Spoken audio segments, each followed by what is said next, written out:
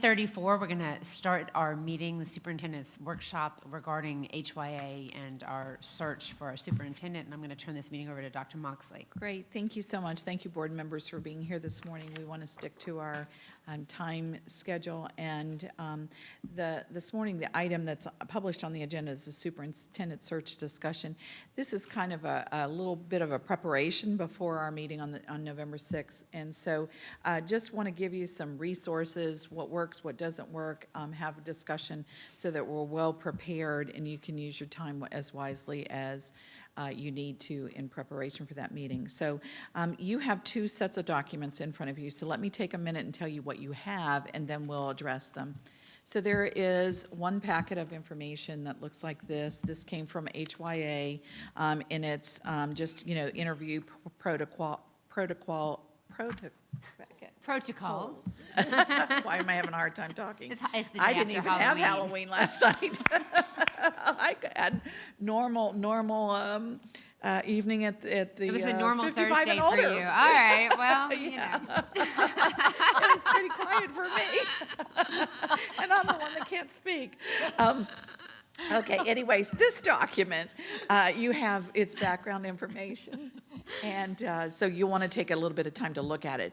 There are some sample interview items in here that we will definitely talk about on November 6th, though in keeping with some of our prior discussions, the format, how you want to go about when we do the interview and the interview questions, this document will be helpful for you. We won't talk about that one today, but it's there. The second item is we gave you a copy of the desired characteristics. This is the document that it's behind the protocols. We gave you the desired characteristics. This is the document you all worked on when we were doing the advertisement. So it should be behind that document in the stack that Mrs. Esplin gave you. Dr. Moxley, when we were discussing the advertisement, we had said we liked the fact that it was vision and values, teaching and learning. So this is the document that you restructured with HYA that kind of helped to organize that information. Correct. Okay. Correct. So that's this document here. Then the next document is called Using the Delphi Technique. I would ask that you make sure that you review this document before November 6th, because what will happen on November 6th is you will come in and you will have had an opportunity to review all the applications. HYA, doing what they do as a superintendent search firm, they will have done all their vetting, they will have done background reviews, they will have looked at every candidate very carefully, and they will come in with their idea or their recommended slate, probably of 10 candidates. So out of the 36 that were submitted, they will come to you with their professional suggested list of 10. Now we know that, and they know that you may say, okay, we like that 10, or no, we have others that aren't on the list that we want to talk about. So they know that's just a point of discussion. But they will use this Delphi technique as a way to help you together as a board narrow down the semifinalists. So what will happen is once everybody puts who they really want to talk about, then we'll narrow it down to the number of candidates. This is the technique they will use to do that.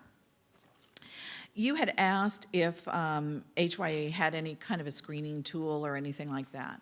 When I did talk with them and reach out to them, they said they did not have a screening tool. Their protocol was to bring the slate and work in a session with the board using the Delphi technique. And I had explained that you will take your book and you're going to go through them. And so they did share this. They had developed this for one of their clients. I'm not sure this will actually fit what you need to do now. This would be something you would look at later on. When you really had interviews and things, other data points. But I didn't, they sent it, I wanted you to have it. So that's that packet. So if you now come to the packet that I set to the right of your tablet, these are my notes. that I wanted to share and walk through with you. So if you look at the top, today, Friday, November 1st, there were 3 things we really kind of wanted to get accomplished today.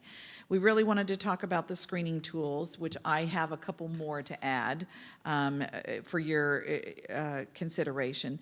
They don't have a set tool. I pulled some other examples. And then the question really comes up that we want to talk about today is, do you all want to come to consensus that, okay, we're all going to use the same tool as we're looking at the 36 applicants? Or,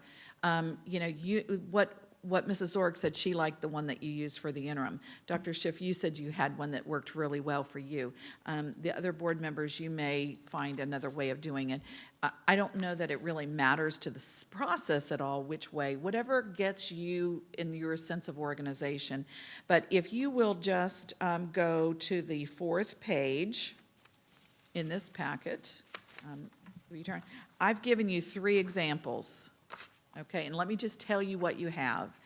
Example number 1, this is just a little spreadsheet that takes the characteristics that came off of the work from HYA. No, nothing more than what they've used with from this other tool. I just took it, summarized it, condensed it, put it in a spreadsheet format. So if that's something that helps you, that's one example. The second example is kind of a different look to what Dr. Schiff had shared with me when I asked her, well, what did your template? Dr. Schiff put hers across the top. I just put them down the left. Same thing, but the items to the left were the items that Dr. Schiff had used, and certainly, that's something you can speak to. With that. And just to clarify, in the interim search, which was at a different stage in the process and our knowledge and awareness than where we are now. Right. So just to clarify. Yeah, but this is a nice little checklist, if you will, if you really wanted to get to, were they qualified? Did they have a doctorate? Did they have previous superintendent experience? This kind of helps do that first level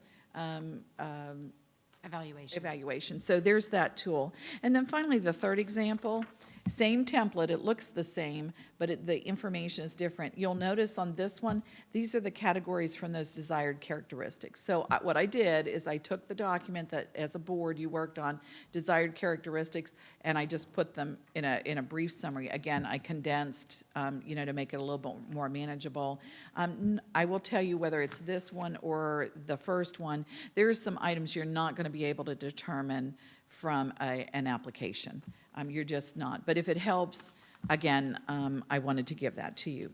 So those are the sample tools that we have. So I'm going to go back to my notes and walk down through that process of, if you want to pause here, and do you want any discussion about using a tool, or you just all screen them however you want? I think either is fine. So I just want to, I think we'll all echo this, say thank you.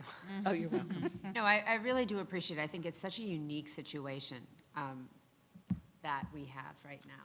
And we're very lucky because this is a complicated situation.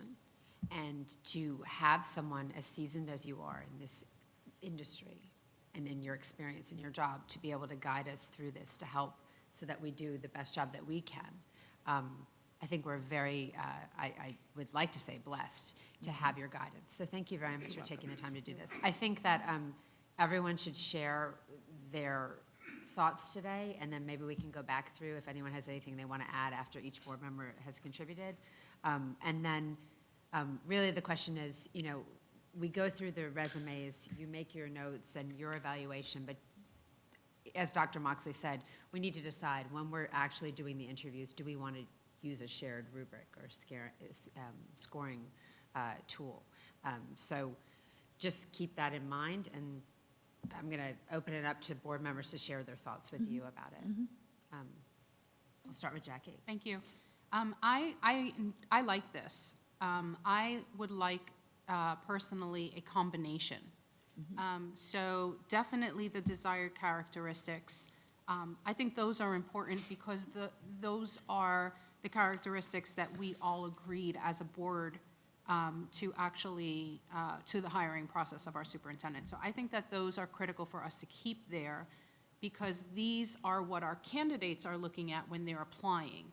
So of course, we want to be able to measure whether they actually, have these characteristics or not. However, the example one that you provided has, there are different rubrics there that I think are just equally as important.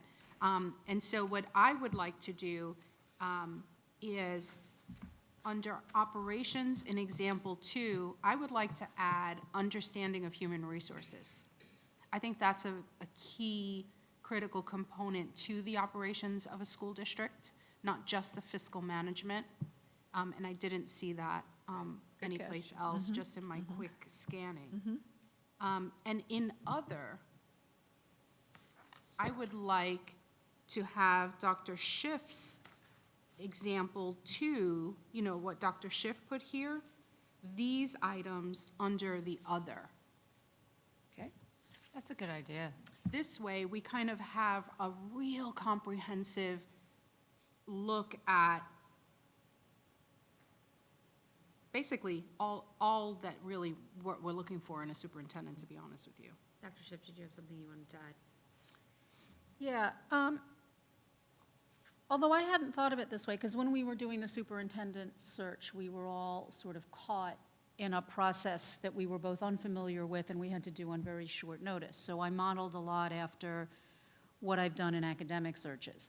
But what you just said, Dr. Moxley, about this being like a screening, a way of screening through, I like that perspective on it, because some of these things are simple kind of make or break issues for me. And if the answer to some of these is, depending on the question, yes or no, it may determine whether or not I want to go any further with the other stuff. So I see this more as like a cut 1 and then a cut 2 rather than adding as an other. Okay? What I've noted, what's harder to determine is what are the make or break things, because there are things that I thought were a make or break thing that I'm now realizing it may actually not be. Right. Like, for example, to me, what I thought was a make or break thing is I want someone with an Ed.D. or a PhD. I want somebody with that level of academic. But in looking through some of the resumes, I realized that there are some candidates who don't have that degree, but who have amazing experience and are incredibly articulate in their application. And so I realized where I thought it was a make or break, it may not actually be. But I agree with you that it's kind of a first cut on, do they have the basics? Like, do they have that level of previous administration experience, previous teaching experience, previous principal experience, previous either superintendent experience or high-level assistant or deputy or associate superintendent? Like, because if somebody doesn't have some combination of those, the rest of it may not matter to me at the particular stage that we are in. I won't speak for us, where I am in what I want in a superintendent moving forward. So I kind of see this as you laid out as a two-part process. And sorry, while I have the floor, can I ask a question? The 36 applications that we've seen, is that the total that we got, or was that already weeded out for people who are distinctly not qualified? It is my understanding that's the total Okay. number of people that hit submit. Okay, so it has nothing to do with anything other, perfect, thank you. And just to keep in mind, when someone's applying to a search firm for a job like this, it's different than Indeed.com when we went through Right. the interim search. So you may not have the volume of people who on Indeed press submit. It's the HYA, it takes it, we've elevated the search. Yeah. Terry, do you have anything you'd like to add at this time? Sure, thank you. I kind of did what you did also last time, is I took some criteria that I felt were a make or break, that I felt like were really critical to our needs. And then from there, the people that made that, then I looked at them very seriously. Those are the resumes that I kind of pulled. So my first draft, if you want, of going through all of them was to weed out and make sure I got the people that had the most important things that I valued. Then after that, I went through those with a fine-tooth comb using kind of an approach like you did. I had a spreadsheet. So I agree, I think example 3 is what we all agreed to, that these are the values that we were looking for in someone. So to me, this is a great way to start and go through and say, yes, these were things that we all said, yes, we want to see in a superintendent. So to me, this is the weed out sheet. And then I agree with you that, some of these things, for example, previous superintendent experience are on this. So I we think- can kind of pull the things off of here, and that other one, understanding fiscal management, I really think that's important. So those could be the things that we put on that second sheet. So then my question would be, when we interviewed the semifinalists, right? When we're going to go through the resumes on November 6th, and we're going to come up with a group of semifinalists. The question is, when we come back to discuss who we want to bring back as finalists, which are we going to use example 3? I think it would help if we had shared language in our discussion about it, so that if there's someone, for example, that Jackie really likes, and I can say, can you tell me, like, you really like this person? Can we talk about what you saw in them using shared language? Because example 3 would give us that. What did you see that really stood out for you? Because I think it might help in our conversation. So is everyone comfortable with using example 3 as the basis for conversation to narrow down from the semifinalist level to the finalist level? Absolutely, but I would not, may I? Yeah, of Oh, course. I do, absolutely, but I would not, I would probably pull also from example 1, because Okay. there might be some experiences that a candidate may give in terms of teaching, Okay. or how they are going to provide professional development to our teachers. And on here, on example 1, there's some language there regarding their experience, their past experience as a leader, and maybe their past experience as a teacher leader. So I might definitely use number 3, but number 1 also shows some really great language that we can pull from too. So my question to you would be. I agree, we should have common language. Common language. So I think a goal of today would be, if we like example 2 as kind of just it's a help for going through the resumes, right? And looking at. Example 2 or example 3? Example 2, as just, Combing through the resumes. I'm just acknowledging that the fact that that's a nice way for all of us to kind of be able to evaluate, so thank you.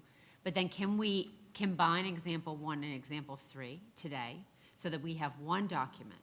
So Jackie, maybe you'd like to start, since you had some ideas. What things are on example 1 that you'd like to see on example 3? All right, so leadership vision. I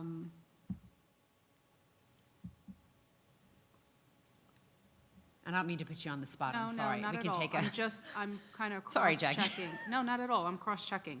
Yep. So in example 3, the vision and values that we indicated in the first line, bring stakeholders together, and vision. I think that is the same as in the first line of example 1, Okay. right? Having a strong vision for education. So we can cross, Great. right? That Okay. off, sure. Just wanna make Let's sure. do it. This Okay. is a good way to do it. But Second- I just want to say too, if anyone has anything they want to add when Jackie's talking, please, let's have this be fairly conversational, and let's do it together. Yeah. Can I say something on Yeah, that? sure. What I'm noticing in this, and it kind of gets complicated when we lump things together, which we did for the purpose of brevity. Bringing stakeholders together and having a strong vision for education are not the same thing. And so Separate they're both those. important, but having a vision for education doesn't mean that you're good at bringing stakeholders together. It may mean that you're a good autocrat. So I'm going to make a That's- suggestion. You know, when we talked about, like, can you give an example of some way that you have, in your experience as a superintendent, in your professional experience, the bring stakeholders together is an interesting question. Can you give an example? So when we're going through this, if there's anything that jumps out to you as something that we'd like to ask, if we're asking finalists a question or an essay, to me, that would be something I'd be like, okay, Yep. I'd like to know, how have you brought stakeholders together? Can you give an example? So I just wanted to keep that in mind. So perfect, because then, let's say, strong vision for education is what we can surmise to some degree from their application. And I like, actually, in the applications, people are giving some really interesting examples of stuff that they've done. But we could have strong vision for education, but then bring stakeholders together exactly as you just put it. Can you give us an example of how you've done that in your experience, so we can take it off of here, or we ask it as a question? But I like that way of breaking it apart. I can break them apart and just add another line that, Like a sub, like a Says, little yeah. underneath, okay. Yeah. That statement is exactly where I was going to go next, because if you look at example, I'm on example 1, the next line says building effective teams. I think building effective teams is exactly the same, or in the same category as bring stakeholders together. Well, if you And look down so under teaching where and learning. Dr. Schiff is talking about they're both on the same line, we can actually put them on separate lines.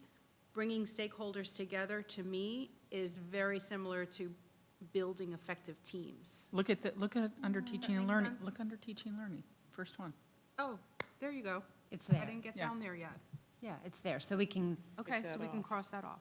and maybe, maybe under teaching and learning, when it says team builder, instead of team builder, building effective teams, comma, courageous decision maker, and underneath, let's say, can you give an example of, I think what we're trying to do is we're delving into the culture and the climate, sure, and that's, of course, all very important to us. So I think that that's maybe Right, what we and building want to effective- have them talk to. Sorry. Building effective teams, while it is about teaching and learning, isn't exclusively about that. I think you're right, it's more towards the culture and climate. Building effective teams happens both within the district and within individual schools, but it also happens outside of that. so would you like to move that up to vision and values? I Yes, might, yeah, I would. You would? yeah, I think it's broader. Jackie, what do you think about that? Yeah, sure. and remember, these were just the way they No. were categorized on that. So Yeah, yeah, you yeah, can no, put them there's- anywhere you We want. had to start somewhere, so, Yeah, no, it's we're good, okay. Okay. The next one is ability to lead complex organization. That would fall under management. Do we have that here? Ability to recruit, employ, and retain. So, ability to lead a complex organization, I feel like the management part breaks down that's everything that's underneath management. Yeah, I agree. What I do you think, we've Dr. got it- Moxley? We've got it categorized instead of one line. That's exactly what that is.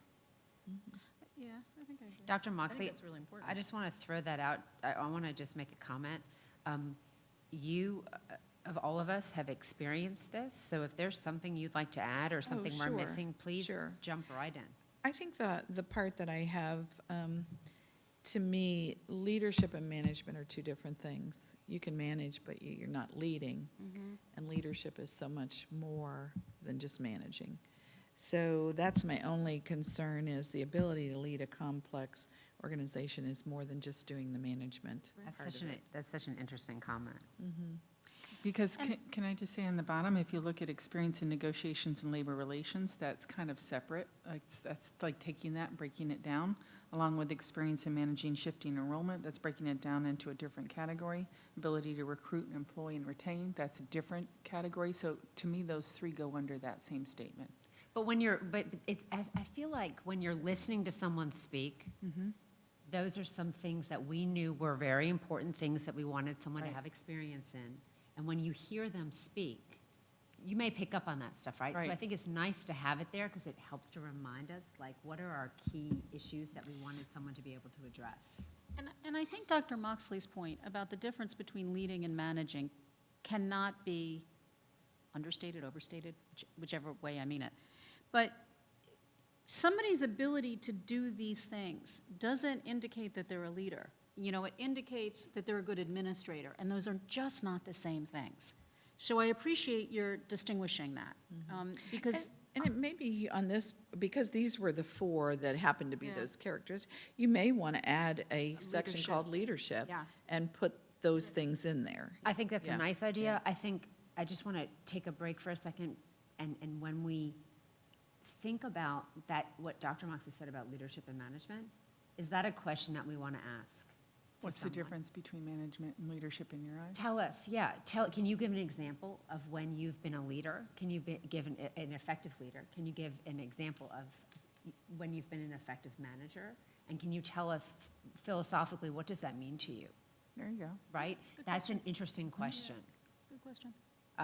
that would help us to get some idea about, the type of person that we'd like to Yeah, have. because I'm really interested. Now, that said, I have seen people do incredibly well on interviews, talking about leadership, and then come into the organization and been abominable leaders. And it's really hard to hear that in an interview. So that's sort of us to be Well, that's why I give an listening acutely example. in particular ways. So I appreciate the example, although, again, I've had the experience of somebody. you. Bless you. Who gave amazing examples, did a whole presentation on his leadership style, this is in another life, on his leadership style, and came into the organization and was among the most divisive, bullying, autocratic leaders I've ever experienced. So it's really hard to distinguish that between what you say in an interview and. And I think again, then that's where the onus is on us to do the background checks. I totally agree. And not just the Totally people agree. that they list. Totally agree. It's finding out the people that they don't list. And that's hard to do. Well, I mean, that's another question. Is Yeah. there, I like the way, though, you're hearing this and formulating the questions out of it, because I do think it matters that we're aligned on the questions and we're aligned on how we're evaluating the, we may not hear the responses the same way, but it does matter that we're interested in eliciting the kinds of information and that we have some agreement about that. Okay, so that, will Yeah, we agree that's- that's a good, that's a Yeah. question we'd like to, and Dr. Moxley, if you've heard the question, if you feel it can be stated in a better way, that would be asked of you, right, how would you, Yeah. please feel free to change it. Sure. Would you agree?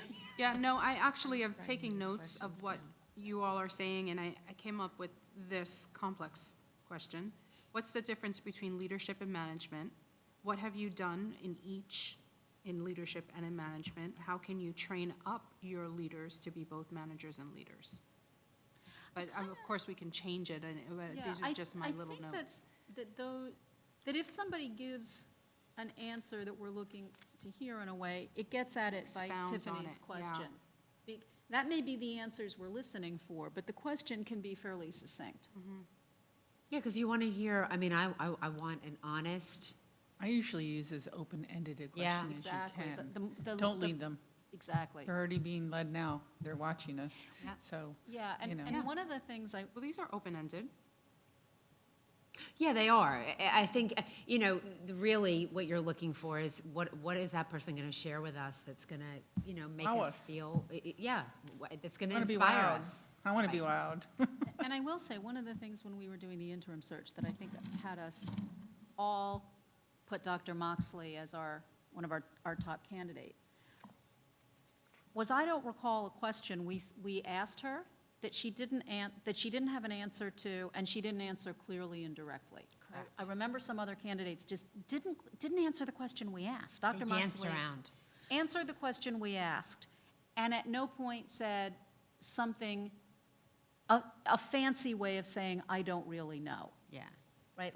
Like you had a clear answer. Wasn't Einstein to be able to explain something simply as to truly understand it? Yeah, You knew yeah, what you yeah, knew yeah. what you were doing. Yeah, and Yeah. that, like, that for me was a wow. Yeah, I agree. Is the next one ability to motivate? Would that be relationship builder?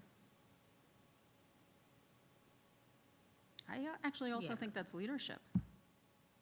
So As a would- leader, how do you motivate others to accomplish the work that you're asking them to do? Could also fall under community Yeah. engagement. Yeah. I agree with Jackie. Could be both.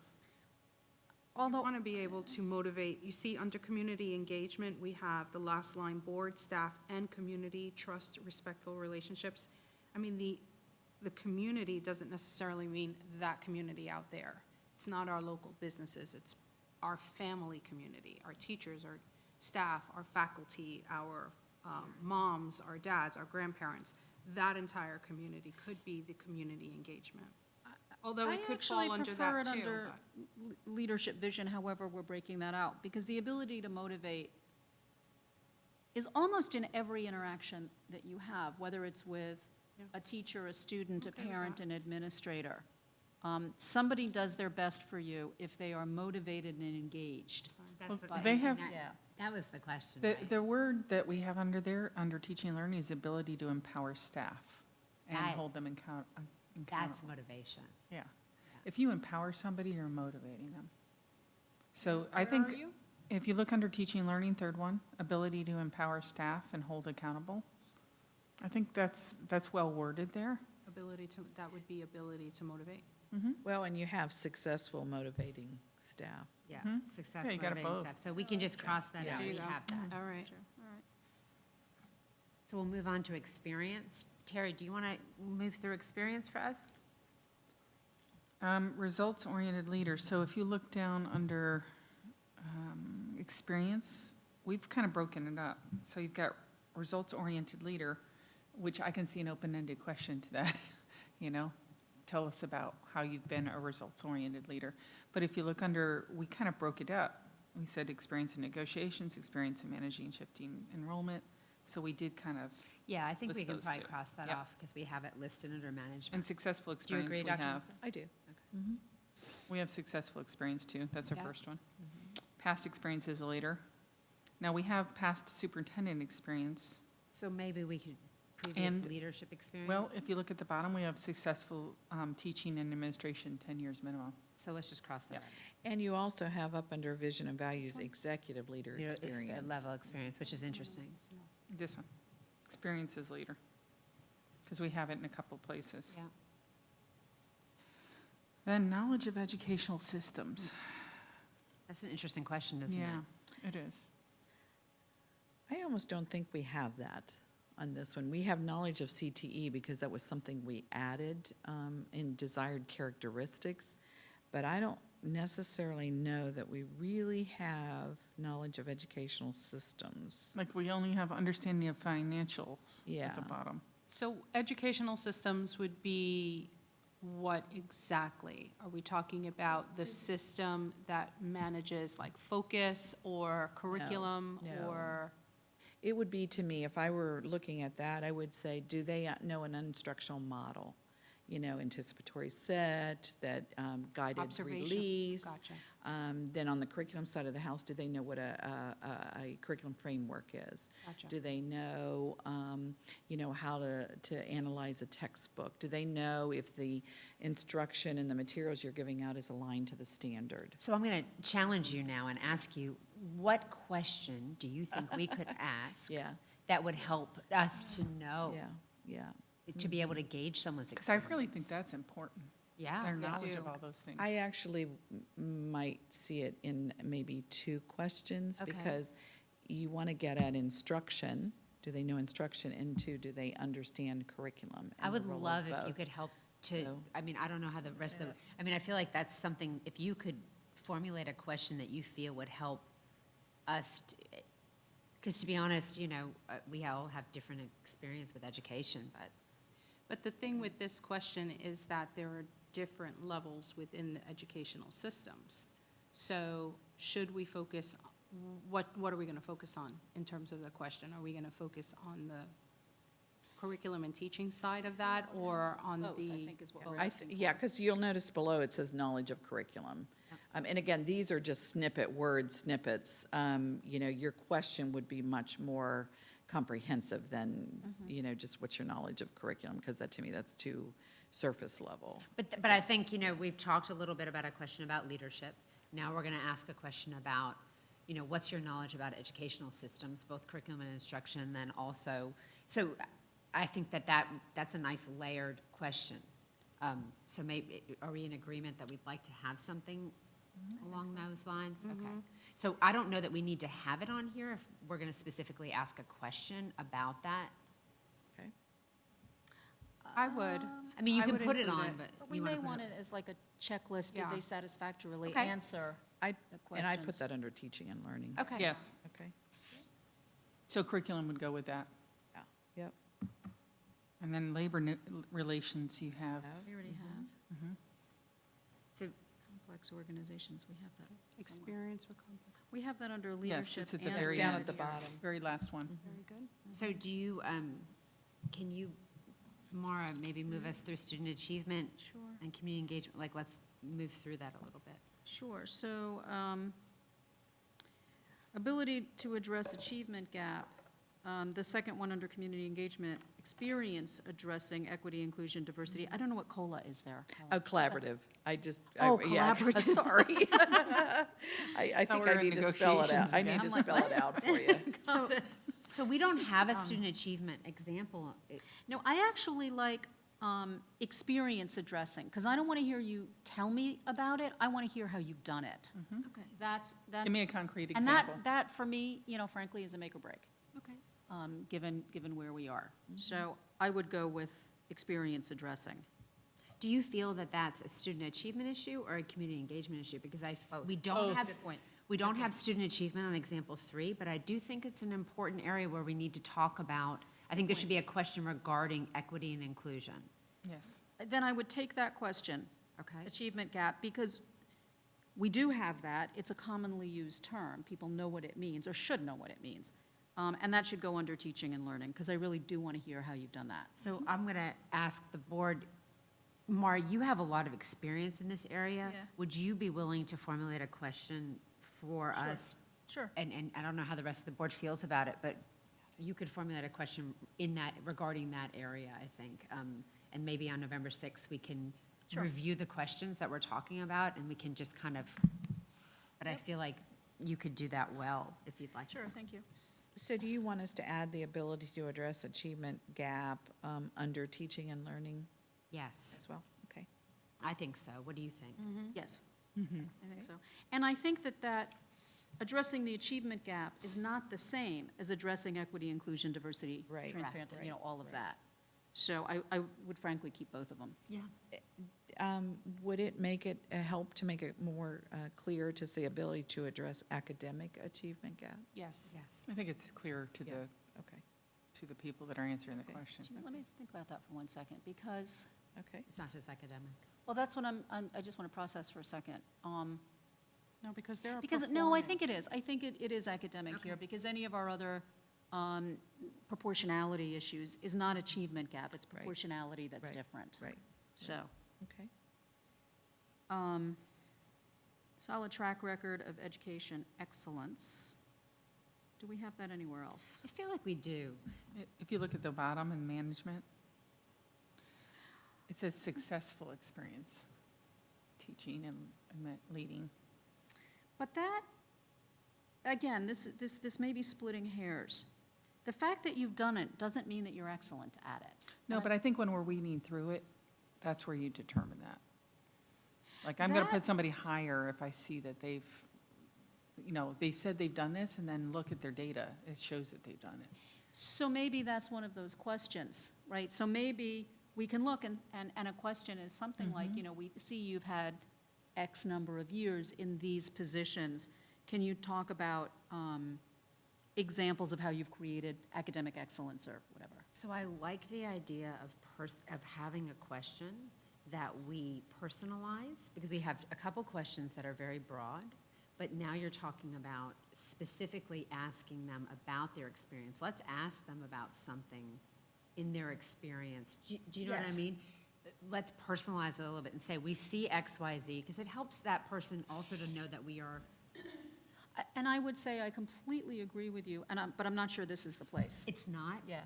But when we get to the finalist interview, when we're interviewing finalists and we have 3 people, I think it helps, they want to know about us, we want to know about them.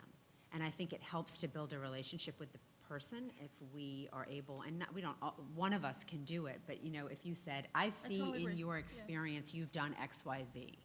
I just, you know what I mean? Like, I agree, and I don't think it's wrong to do that, as long as you do it for all the candidates Yes. on their specific on experience. their specific experience. Yeah, I'd be happy to formulate a question. on I it. think that's Yeah. awesome. Ability to increase student achievement. Yes, actually. It's not the same as the achievement gap. It's broader. It is broader. What about enrichment and balancing, not just achievement gap, right, but serving every student? Because we're talking about achievement gap, but One of the things that I said I'm looking for is an innovator in creating programs that are unique and different that attract kids You know, when we say that kids may not want to come to school, they may not want to come to school because they're bored or whatever. But what have you done to have programs that are innovative that kids really want to excel in? I think that's important, but it's a little bit different. Because being innovative or kids want to excel, this question is ability to increase student achievement. There have to be measurable indicators of that. Well, So for the example, innovation you and take both leadership of may those. tie to measurable indicators, but it's a different question than, have you implemented this great program and you thought it was awesome, but it didn't really catch on or produce measurable But that's why you achievement have a results. here-then type of question. Or when you're looking at it, you say, okay, you've created these programs, that's great. It's great to create programs, but have they been successful? I think for me, it's a little bit different, because for me, increasing student achievement is one, there are state measures of that. Are you a B school, an A school? Did you raise test scores? Those kinds of things. But there's other things around student achievement that aren't measured in those kinds of indicators. And I would like to hear both, actually. I think it's important also to remember that this is a national search. We have people coming from all over the country, so the measurable outcomes that we look at may be different for them. So do we want to ask a question about how they've been evaluated in the past in their, if it's not Florida, which we understand a little bit, because that's important too, right? Like, student achievement, if what I'm hearing you say is that student achievement is broader than a test score. We all, I think as a board, really believe in that, right? That's a value we hold to be. Absolutely. So how do we ask that of someone? What's that question sound like? And maybe Dr. Moxley can help. How do you ask someone? What does student achievement mean to you? Can I? How have you increased or raised student achievement in your experience? Can I Yeah, make of a course. suggestion? And this is one of those personal experience questions. I don't have it worded perfectly, but something to the effect of, how were you evaluated on student achievement, and how do you wish you were evaluated on student achievement that wasn't captured in those measures? That's a great question. That's a great I think it's question. a combination of what you both Because just then you said. get to say, well, I moved this school from a C to an A, but what really mattered to me is that I X. Right. And nobody really, that's not caught in that measure. And I'm seeing in some of the applications, some people are talking about that. It's interesting.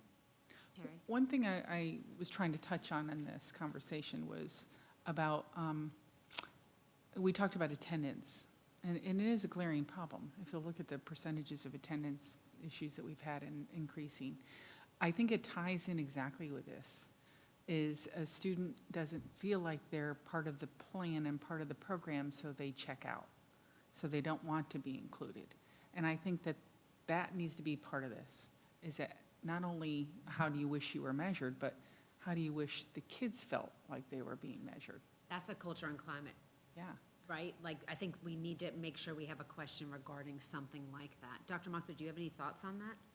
No, I think these are all great questions. And you're going to spend some time on the 6th, really looking at your questions for both rounds. Because I want Laura to for be a both part of that, rounds. but it's good to have some ideas about, what's important, what do we want to ask, and what do we want to talk about? I think it helps in evaluation. Well, and something that this is also making me think about it, I think we'll probably talk more about it on the 6th. Yeah.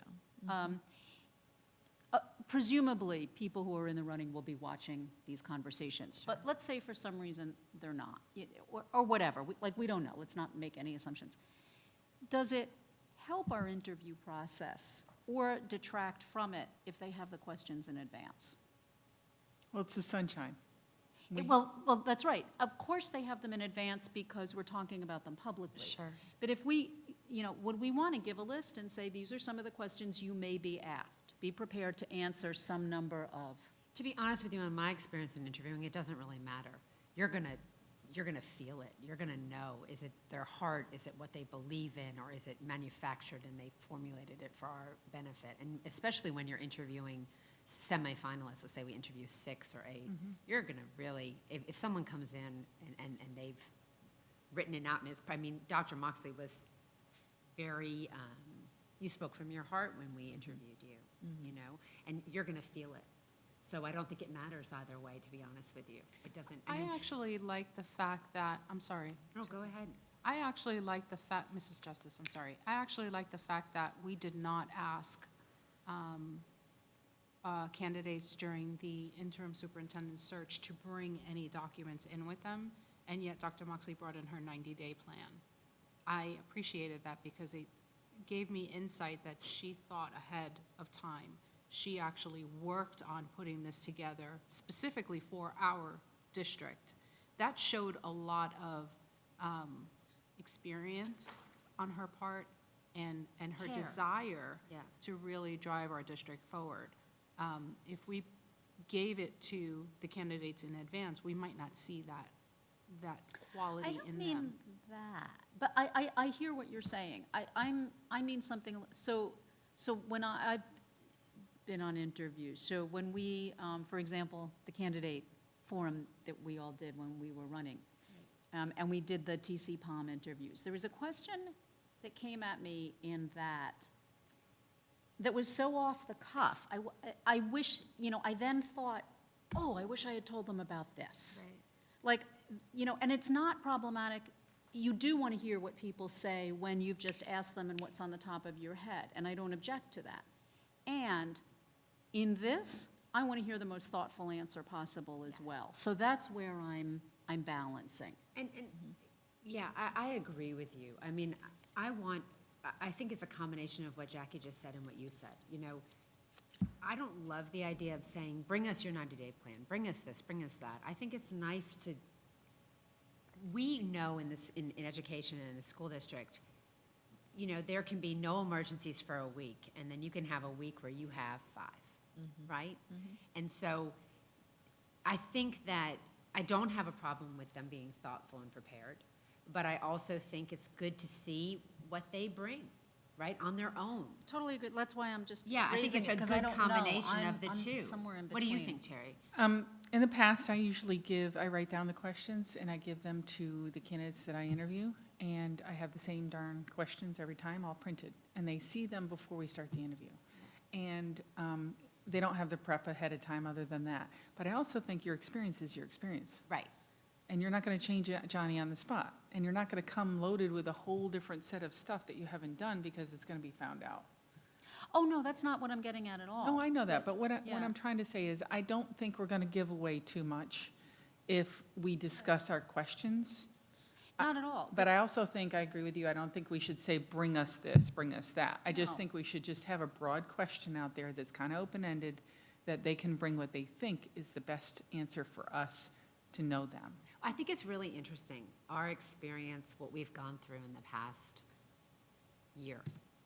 Because we've seen a superintendent and the decline of that, right, and the chaos that happens. And we've gone through a search together, and Dr. Moxley's been here, and now we have guidance going through a new search. So to be honest, I think we're gonna do a pretty, that's why I said I'm very open-minded. I think we're gonna do a pretty good job with that feeling of, do you know what I mean? Like, Weeding out.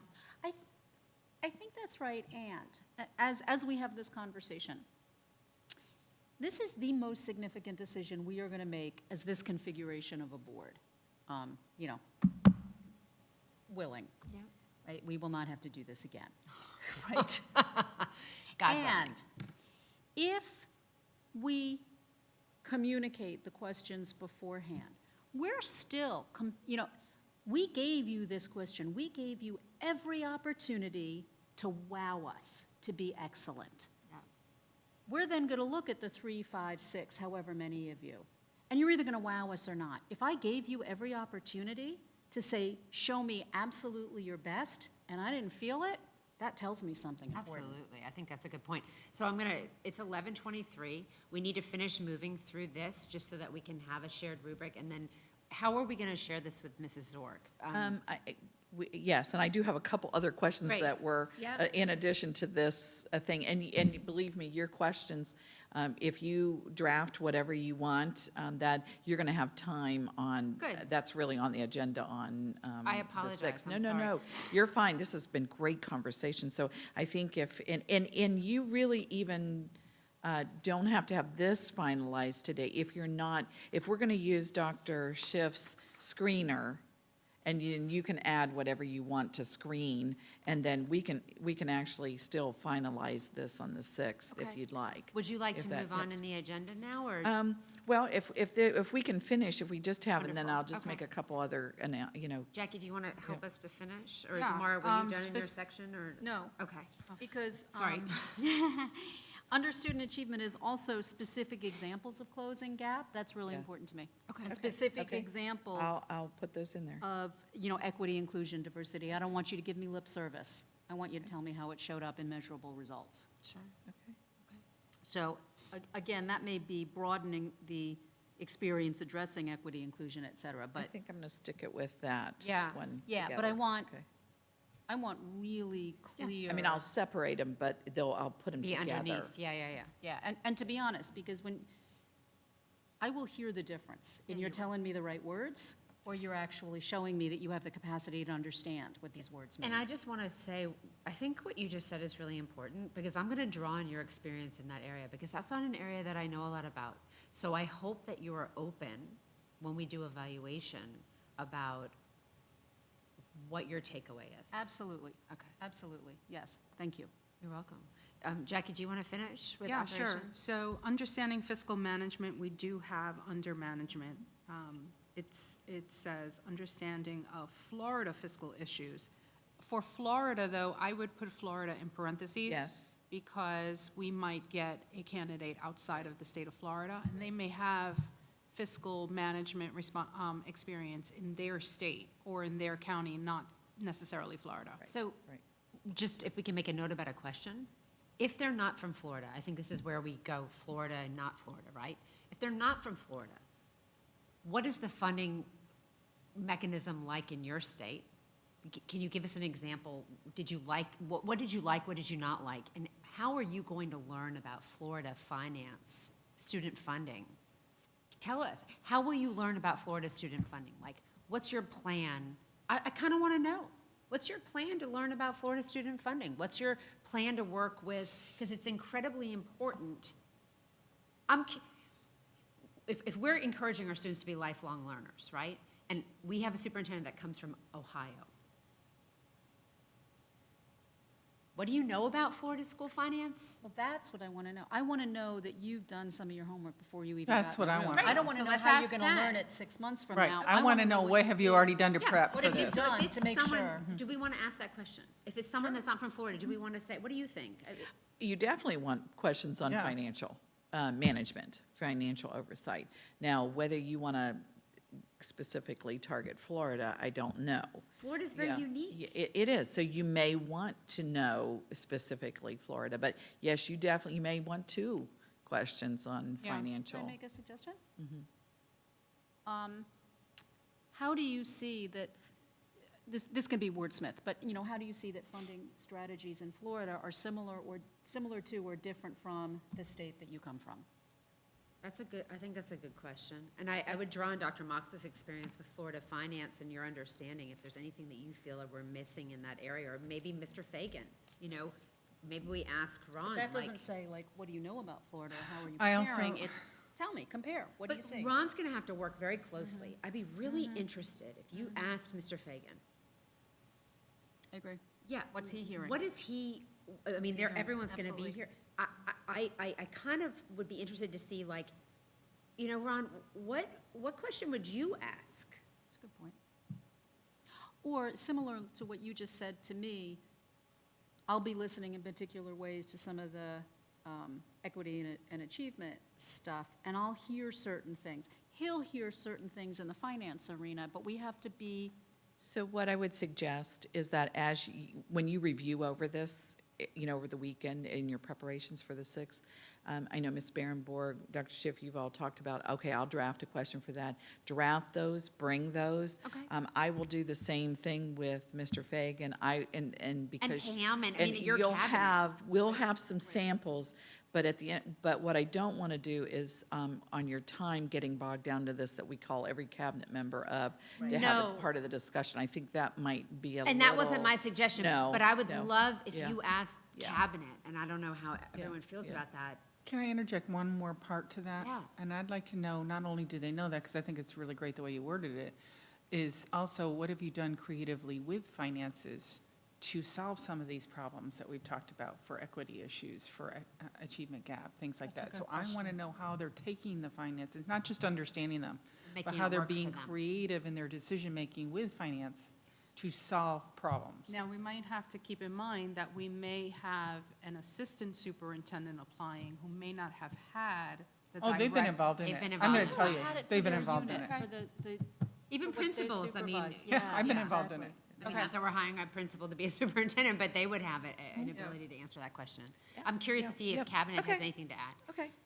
We All can do right, that. so the other, originally, I asked to add understanding human resources under operations, but we already have the ability to recruit, employ, retain effective personnel, and the experience in negotiation and labor relations. So I think those two fall together for the human resources part. Communications, we also have under community engagement, so we can cross that one out. Visible leader can communicate. So communication, I think, should stay the same. Visible leader might fall under leadership somehow. Okay. We already have under leadership ability to motivate and empower. I think an Right? interesting. Didn't we talk about that earlier? Yep. What do you think about asking a question about community engagement? Because that's something that, I don't know what that question sounds like or looks like And right again, now. you have in your packet questions already. Yeah, You've yeah. got like 6 Yeah. or 10 questions Yeah. in each of these That's that, fine. yes, The to other answer one. your question directly, yes, you definitely want in these areas. We're just talking about Yeah, it. no, I know, I just, I want to make sure we don't lose the time You're of the fine. day to. I understand. Yeah. I do like the ability to work with diverse groups. We do not have that under community engagement unless we want to include it in the equity or the, diversity. So I think that would be a great question to ask. Do you want this ability to work with diverse groups added under the community engagement? I feel like it's a management We issue. already Under have management. diversity. I want an example of that. I want That's to know why I how you think- define a diverse group. I want to know how you tell me you think that's happened. Do you want to, is this an area where we're going to ask for what was something that was challenging and how did you, but what you want to hear is it's not a challenge, it's an opportunity, right? Like, how did you, I even think it could be, give an example of how you worked with diverse groups to come together, because I'm listening for particular things in the Okay. answer. And as Terry said, I hope we're doing first names in this Yeah, we're informal meeting. As Terry said, the more open-ended the question, the more room we give the candidate either to shine or, I was going to say to hang themselves, I don't mean that, I mean that. I agree with you. Vernacular, I agree please. with you, but I agree with you in general. But I think there are going to be a couple areas where we're going to want to get, and we'll talk about this on the 6th, a little bit more specific. Do you know what I mean? I agree, like Where there- finance. Yeah, like we need, I think that it's a balance. Jackie, are you, where are we in operations now? We're done. Okay. Okay, I got a clarification because we kind of got into questioning. So I'm trying to keep, this is our sheet that we're checking off. So do you want ability to work with diverse groups added? Or do you feel it's covered? I'm okay, because I think it's Okay. covered. Okay, We already thank have you. it under diversity, Okay. and then we can ask a question. Okay, thank you. I just Probably needed, lead I'm into good. That's gonna, I question think part that's of gonna it. be Mara's question. I think Yeah. she's gonna be able to work Well, that in. No, Or and that's sec- my point. Oh, okay. Because addressing diversity and equity and inclusion is different than ability to work with diverse groups. You're right. And I don't, and that's specifically what I'm getting at. I Okay. want to hear how you hear the question and define it. Those are different things. And you should write that question too. Seriously, because I think that's important. I think she's right, though. They are two different. They are two different things, yeah. Yeah. I mean, they're very different. So I'm going to turn this back over to Dr. Moxley to Okay, move us through the great. agenda. So what I will do, just to close out this, I will send you electronically the screener that came from Dr. Shiv. Thank you. I'll send that electronically to you. And then I will take and merge example 1 into example 3 with the feedback you've given, and I will send that to you electronically, so Can- you'll have that. Can I ask for Yeah. one thing to do with this, with the screener? Can Yeah. you, instead of having these 7 columns, can you have 36 columns? Yes, actually, yeah. it does. Thank you. I just printed out the first page of Okay, it, so thank it you. actually has 36 of them. Ready. Can I just clarify that Yeah. if we're writing a couple of questions, that perhaps we send those to you so You that you can. put them together in the Yes, materials for absolutely. the, and we didn't actually complete the community engagement here. We went student achievement here, but we didn't go through the specific things on community engagement. Do we So want to do that? my goal today was to be able to consolidate to one, and I think on November 6th, when Laura's here, I think we should go through example 3 together, a group, again. The community engagement? Correct, Oh, the got it. entire whole thing. example Got 3. it. Okay. I think we should go through very similarly to the way that we did today, and we can evaluate and analyze Sure. that and change that how we want, because this is something that we'll use, not on the 6th, but Sure. Well, and then we will have consolidated these two into one sheet. Yes, and you'll give another look to it. And again, if you're writing any questions, if you want to send those to me or to Nan, or copy both of us, we'll put a list together. You do have samples in your packet that came from HYA, and then we'll add these Right. to it so that you'll be, and we actually will send those to you on Monday, or whenever you send them to us, we'll send those back out. well, when would you like them? I think it would be helpful if you are writing a question that you have it to us before Wednesday so we can get it out to everybody. So let's say Monday, by the end Okay. of the day on Monday. That's perfect. You should have, Yeah. if you're writing a question or asking a Perfect. question, if you could. Yeah, have it by that's Monday. perfect. Okay. Because then we can get that out to you right away, and you can have, every board member could have looked at it and be ready, because on Tuesday or Wednesday, you want to be able to say, okay, we're gonna decide how we're gonna do questioning. We're gonna each take a category, and then you're gonna be responsible for picking the 3 to 5 questions that are in that category, or collectively as a group, are you going to decide all the you'll talk about that on Wednesday. Okay, if we could go back to my note sheet. The second item is I wanted to give you an overview of the meeting on November 6th. This is the value of the conference call that Ms. Diagresta and I had this morning with HYA. And if you go to the second part of the page, at the very bottom, you're going to see draft agenda. Now, we are scheduled to start at 9, and it is advertised till 5, but we'll be done when we're done, kind of thing. So if we're done at 2, then we're, yeah, okay. Well, we're here. Welcome to the Yeah, School Board of we're Indian here, River we're here, County. We're here. We Okay. have meeting times, but Okay, they so, don't necessarily matter. so here's what HYA plans on having that day, that come in and kind of do an overview of the day, and what outcomes are expected of our work during that day. They are going to give an overview of the applicant pool and demographics. You have the 36 here. They will then give you their professional opinion on the top 10 candidates out of the applicants. And they will tell you why, and, why they are making that recommendation to you. Then they will ask for you to give your input. I suspect that you will have similar names that are in their top 10, but you may have others.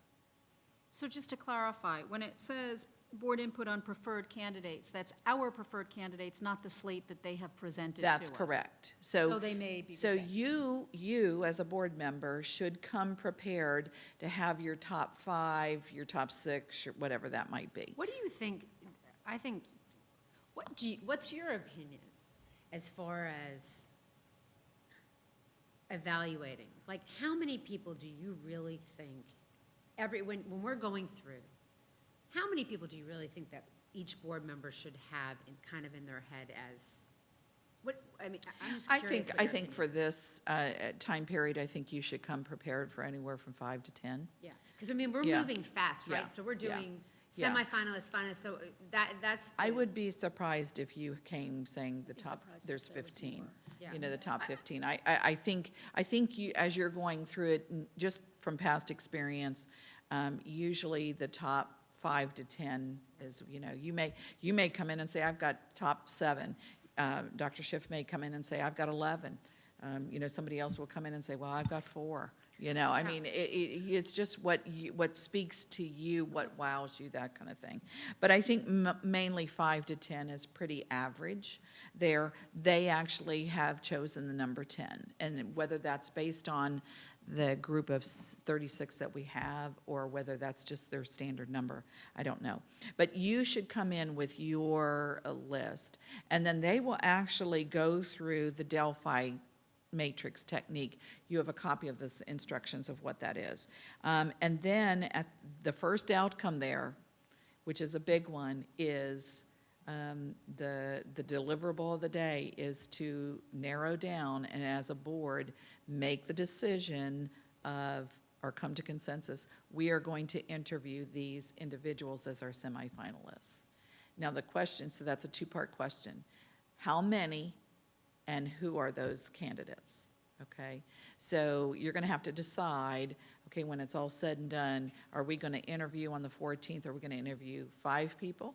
Are we gonna interview 6 people? Are we gonna interview 10 people? Are we gonna interview 4 people? And that really will determine, after you've reviewed, you'll come to the table with kind of what you think your number will be, Terry? I have a question about that. So it's going to be in this type of format, correct? Yes. Workshop? Yes. So there will not be public input then? There is not a slate for public input. Because I know people are looking at these candidates, and I just want to put it out there now, ahead of this date, if you feel strongly about somebody or strongly not about somebody, or you know something we don't know, the time to kind of tell us about that is before this meeting, Absolutely. and to call us or to email us. I will tell you that it is noticed to be a meeting, a special meeting, because if at the end of the day you have to make a decision on here are our semifinalists, because we have to notice. You have to you have to give direction to HYA on that, and then we have to put in motion all the reservations and things like that. So to that one, I want to say publicly that we've been talking about this slate. The slate will be up for everybody to see by this afternoon. I just want to clarify that people think Not the there's no- slate, because you haven't made that Not the decision. slate. The 36 The candidates who have correct. applied will be available for Correct. public viewing this afternoon. Just want to make that Correct. clear and transparent. You are correct. Number Where? 2, You want to let them know where? On our website. on the website portal, on the HYA No, on. Superintendent Search yes, portal on the yes. website. Yes. The other thing is, to Terry's point, Nancy has No? a point. and the agenda Yes, for the 6th yes, which is will what be we're posted. going Yeah. over. This is kind of the detailed, but the agenda it'll be those categories. My other thing is, to your point, I think that's an interesting question. It's a noticed business meeting because we will be making a decision at the end. I wonder if, and I'm just putting this up for, I wonder if we might have, by the, at the end of the day, some section on citizen input. I think the question that I would have to Suzanne is there any legal requirement to do it? Not that that's a deciding factor, I just want to know, I asked that question. Obviously, I don't think there is, because you haven't turned your microphone on yet, you would have. If there was, but. I'll premise it with, if the board would like public input, you certainly may. At this point in your process, you are not taking a formal action on anything as far as saying that numbers 1 through 7 are being disqualified. You're not taking a formal action. So you're not legally required to, but you may if you wish. Can I bring up why I said that? Remember when we went through the interim search, and I don't know if you got the same emails I got, but I got several emails, calls, people stopping me wherever, and telling them about candidates that they knew and why we should select that person, not just interview them, but select them. Selection, yeah. Very, very, when you like somebody and you're in, Passionate. yeah. It's a great word for it. Yeah, and so I think that you're going to get advocates that come to us and are passionate about somebody. I'm not sure if that's the place or the time for that. That's why we kind of brought it up. But I also think that it's important that we know everything that we can know. And I do want to hear from people, yay, nay, about what I should know. And I think, to your point, the whole time, place thing is tricky, but this is part of the process. and to the, how we incorporate that information. I don't know yet how that's going to go. I don't know what people feel strongly about. I don't know who all the candidates are. Like, I have no idea how this discussion is going to go. But I do think there's something that's potentially remiss of us saying, we don't also want to hear your voices. We will take those however we take. We as the board are charged with making the final Well, decision on that. I'm saying But- I want to hear their voices. Yeah, no, I agree. No, I But, agree. um, But I I- think that we want to. I don't disagree with you, Dr. Schiff. I have a concern, given the amount of work we have on the 6th and the decisions that we need to make. I have a concern about opening to public input, because I don't, and to be honest with you, it's very different than the interim, because when you talk about people advocating, it was very personal, because there were people who had either worked in the district or, this is a little bit different. So I don't know that there would be a large amount of public input, but I'm familiar with the hiring practices of other government entities, like the county or the city or, I'm so sorry, I'm bad at that. But they don't. So I want to hear from people, but I do feel at this point now, email, phone call, I'm pretty accessible, and we all are.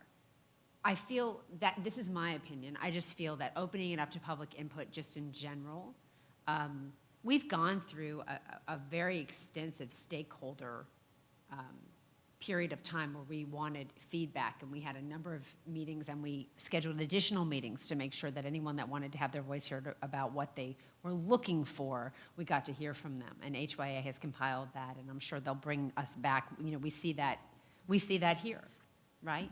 In what we're doing. So when we're looking, I think it's interesting, when we're looking at example 3 and the list of these things, we didn't come up with these ourselves. They're great, some of them we did, but a lot of this is stakeholder input. So I'm going to caution you about opening up to public input in those types of meetings, because we have a lot of work to do. And I'm going to push back on that a little bit. Okay. Because so these are two very different stages of the process. Public input in what's important to them in a superintendent is different than are there particular candidates that you want us to know something about? Secondly, the degree of public input that we had at those was not as much as we hoped, and it was some. I don't think we're going to get inundated and overwhelmed at this. I'm gonna push back a little bit too. We are public people. Superintendents are public people. Someone may come and give public input about an experience that they had that in their mind, I'm just hypothetically, right, went a certain way, let's just say, right? And they may share that publicly in an open forum, and it may not be true. It may not be valid. While I would want to hear it, I don't know that it's the best to hear it in that manner, in that way. And I'm not saying that's going to happen. It probably won't. But I just think for the purpose of the business that we have to conduct that day, I think it's best that I'm sorry, Terry, go ahead. That's all right. I opened the can of worms, so I'm gonna say why I opened it. Yeah. And I think for that reason. Sometimes somebody knows something or has information that they can share with you, and I would invite them to share it. Now it's up to us to know whether or not that's valid information or find out more about that information, good or bad. But I agree with you. I think that we're opening ourselves up to a can of worms that Suzanne probably would be a little nervous about if we allow that kind of to happen, air things that we might not know are coming and might happen.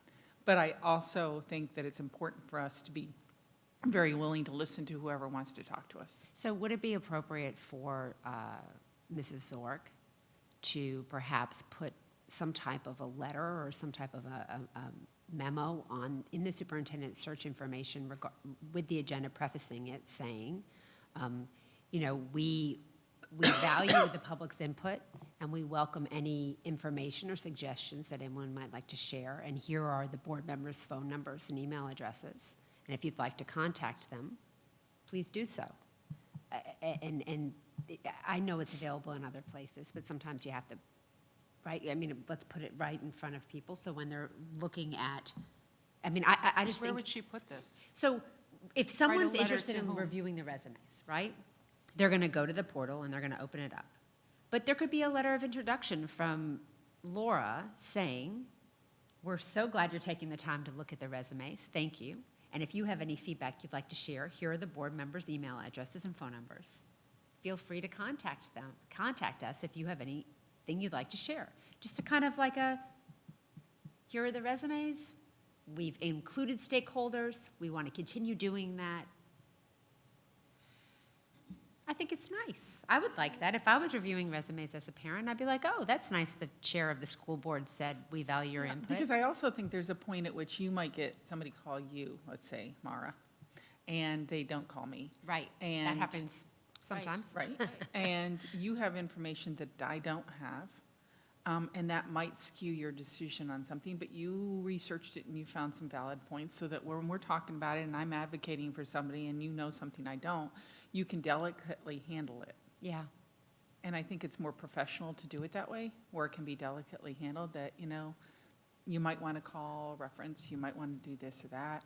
I feel very strongly that we probably don't want to move that way, or we do want to move that way because I heard this.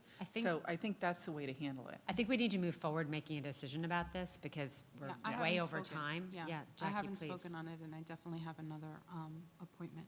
So I'm caught in the middle. I've been listening to everybody. I'm caught in the middle because I think it's incredibly important that we do get citizen input.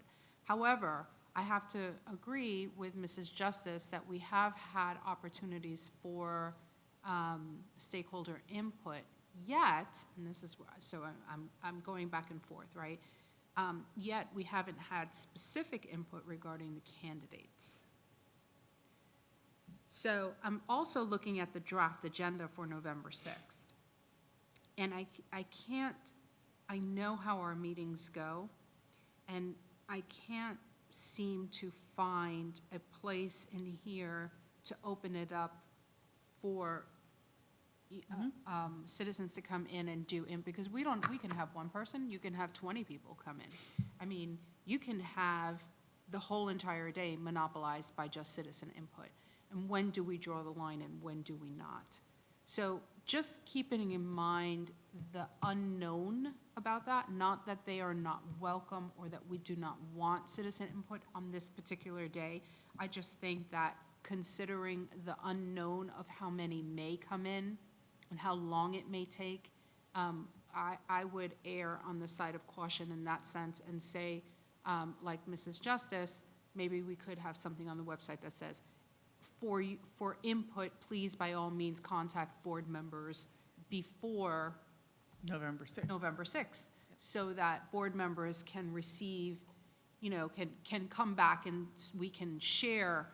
If somebody has contacted me, I can say to you all, I've had, a citizen contact me with this concern or this candidate or this question, and we can bring it to the table during the draft, on the 6th. We can speak on behalf. I mean, we've been elected to do that, to be the voice of the people. So I think that would be appropriate for us to do, considering the agenda that we have. I feel like we need to come to consensus on this and fairly quickly. I'm okay with website. Okay, I recognize that you may not be represented in this, but what I'm hearing is that we have 3 board members that would like to handle it in that way.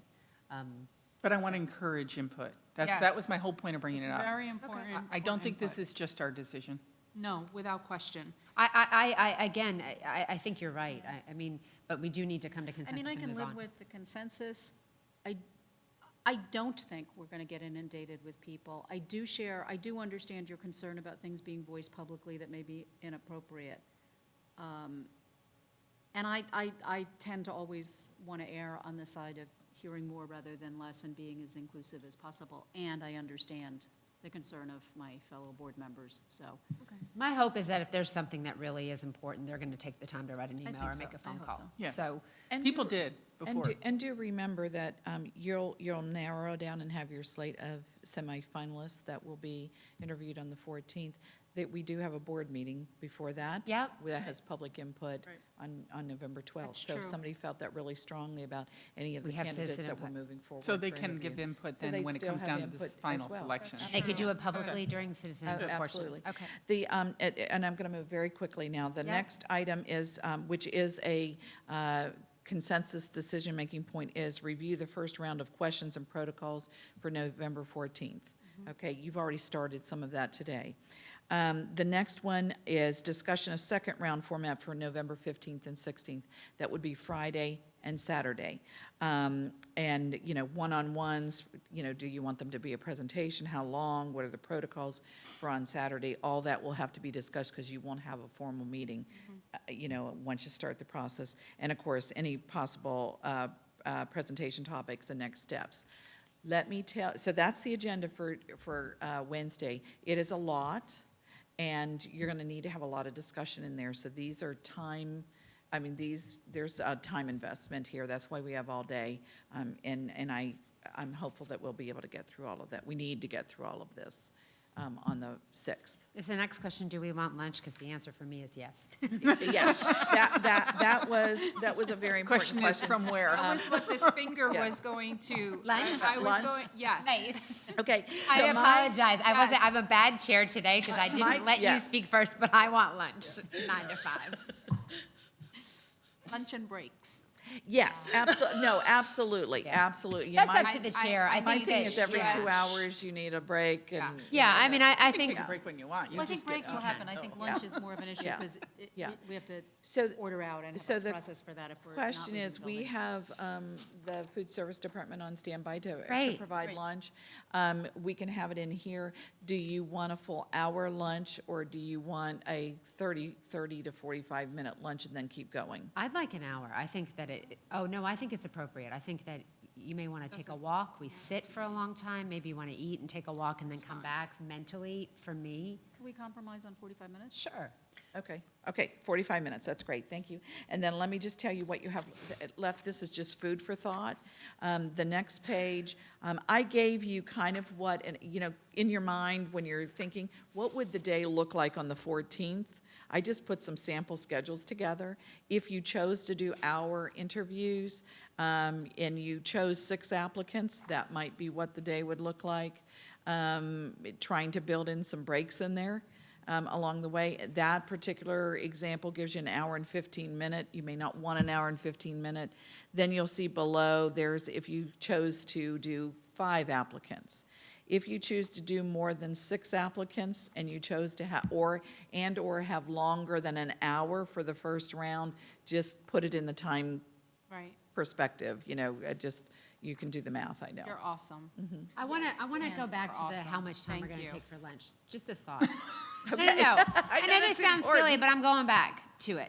Because not only are we going to eat, HYA is going to eat, but they may like to regroup a little bit and do a little bit of work privately before we come back again. There may be some assessment or analysis they'd like to do in order to help us to move forward through the second half of the day. Fine. So I think maybe an hour is appropriate because 30 minutes to eat, and then perhaps we allow people to catch up on email, to make a phone call if they have some discussion they want to do. So we're back I'd like to an say, hour? I think an hour is And appropriate. It's not a hill I'm going to Okay, die on. no, I understand, but I want to, I've been through the process, not obviously in a superintendent search, but as a recruiter in a day of interviewing, and they're gonna probably regroup a little bit, and I want to give them the opportunity to do that. I'm used to teaching back-to-back. Terry and 3-hour then classes, Jackie. so. I just want to make a point, and this is why we liked you so much, because you come to us with, As a business teacher.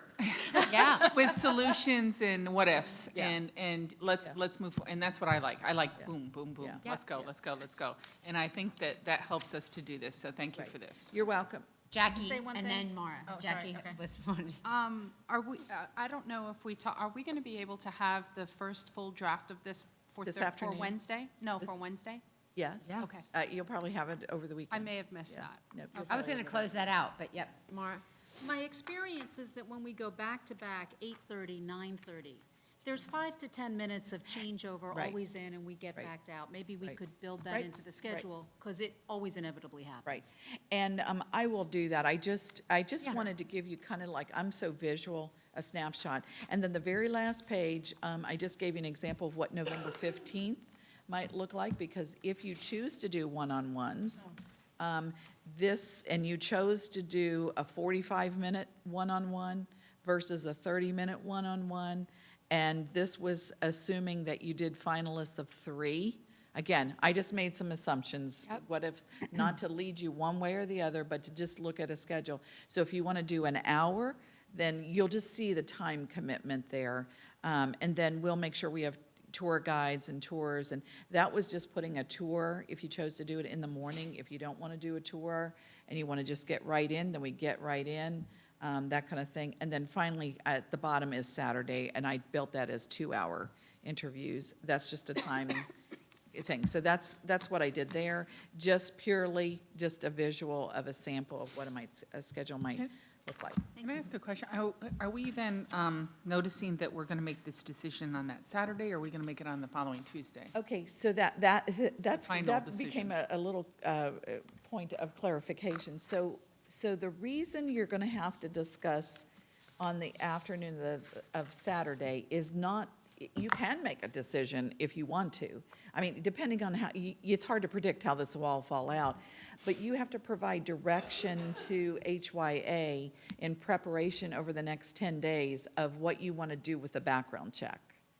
That's what that's there for is, and you'll have to decide, are we going to do the background check on the top candidate, which therein lies, you're really saying, here's our top candidate, now move forth, but you haven't officially voted.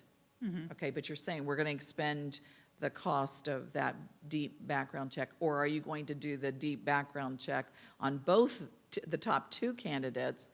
And then, then you're saying, okay, we're on the 26th going to pick, I always look to you for we're going to make a decision based on the background check between this candidate and this candidate.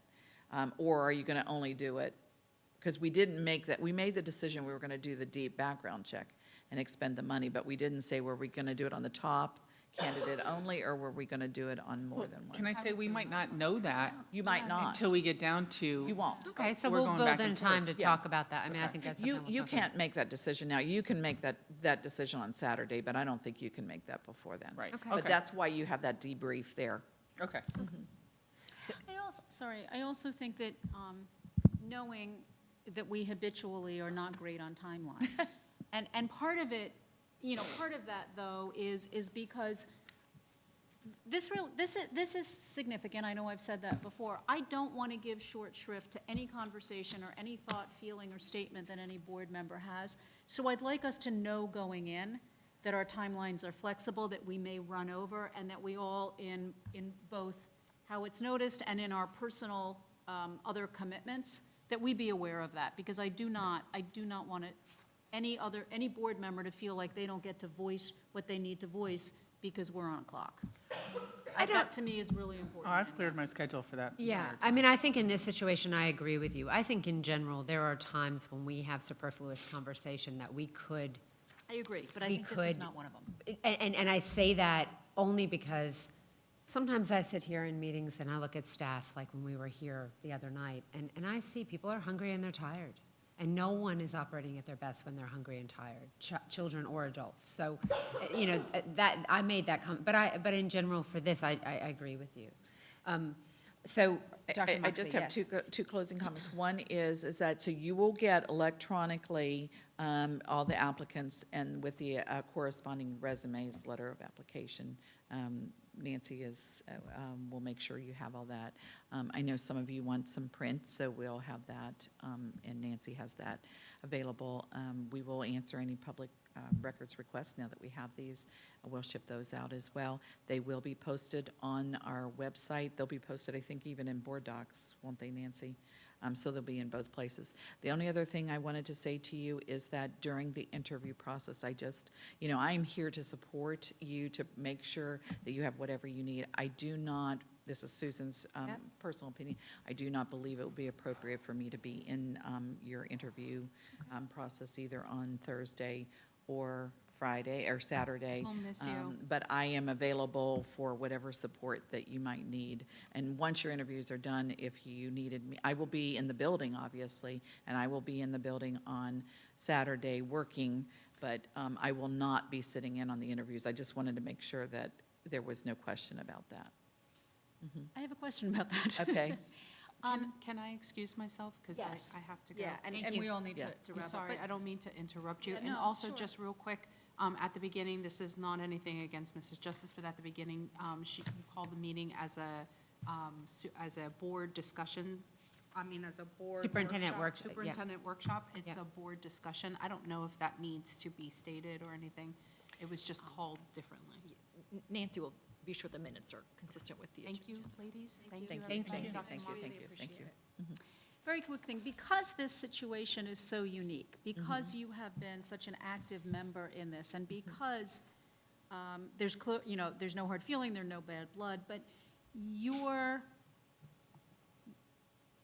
input, but it's more than your input, it's your acuity in listening and hearing certain things.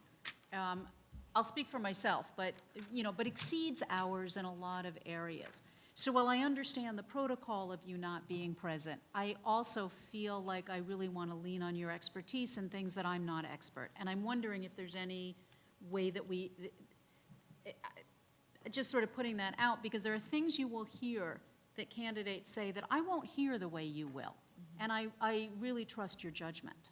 So So I'm going to echo what Dr. Schiff has shared, because to be honest with you, we had such an unorthodox procedure in hiring an interim in the way that it fell out. We have come to a place of professionalism that I'm proud of, and I feel you're a big part of that. And I think, I don't necessarily know that it's not right for you to be here. I think that we have leaned on you for guidance and information. And I personally, you're a very intuitive person. I don't know that it doesn't speak volumes for us as individuals to know what we don't know and to lean on your experience. So for me, I'd like to have you here. If you're not comfortable, I understand that, but I just wanted to share that. Can I ask a question? When you were retiring and they were hiring a new superintendent, were you involved in the interviews? Okay. No, but that was a little different. I mean, you were there for 9 years, and I know some of the board members from Lake. That was a little different. This is a very unique situation where you've very publicly expressed the fact that you have enjoyed your time here, but you will be moving on to to other enjoyable things. I think that, and I certainly will give thought to Okay. what you're talking about. I definitely feel that I should not be sitting at the table I agree. at all. Now, whether I'm in the audience, like any other member of the public, that might be a different thing. But I definitely don't think, I'm not part of the decision-making I agree. process, that I should not be at the table. If I'm sitting in the audience, that may be a different scenario. Give some Yeah. thought to it. And I'd ask. that's fine. What I'm interested in is your ears in this. I hope this doesn't sound weird, but more than your voice. Because again, your intuitive and experiential capacity to hear things and move them forward in particular ways, I think has helped us so much as a district and as a board.